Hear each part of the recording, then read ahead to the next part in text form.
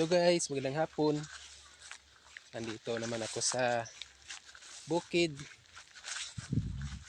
Good news guys, kasi nanganak yung inahin kong baka.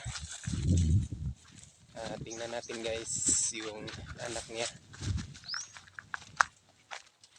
Ayan guys, oh. Bago lang siyang ipinanganak. 3 days pa ito. Ito yung inahin guys. Ayan. Ayan. Ayan siya guys. Ayan yung baby niya, oh. Ayan, napaka-cute. Ayan. Ayan yung baby niya. Ayan, napaka-cute guys. Uy. Ayan guys. Uy. Ano yung mama yung kakanta? Ayan guys. Uy, gagwapo anak, oy. Pag. Sa ganitong oras, mainit ang araw. Dito muna sila sa ilalim ng mga kahoy para magpalamig. At maya ito naman ay ilagay doon sa may mga damo para doon sila kumakain ng damo. Ayan guys. Ito guys, oh. Ayan.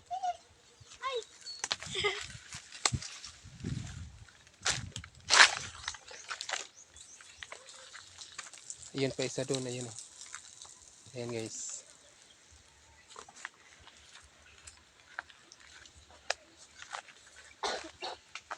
Madali lang naman mag-alaga ng baka guys.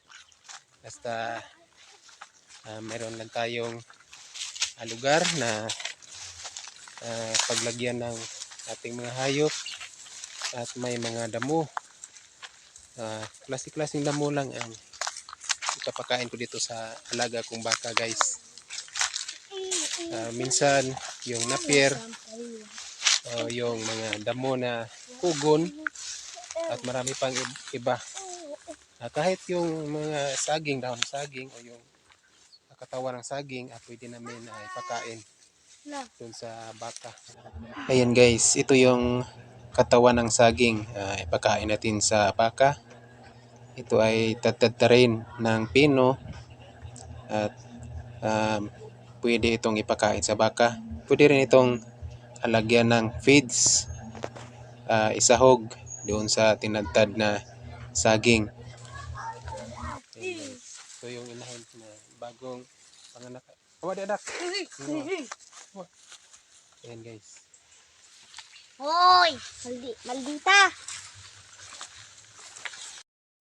Itong inahin na baka ay agresibo sila kapag bagong panganak, kasi pinoprotektahan nila yung kanilang mga baby. Ayan guys, napaka-cute. Yan lang muna guys. Thank you for watching. Paki-share naman po. Ngayon.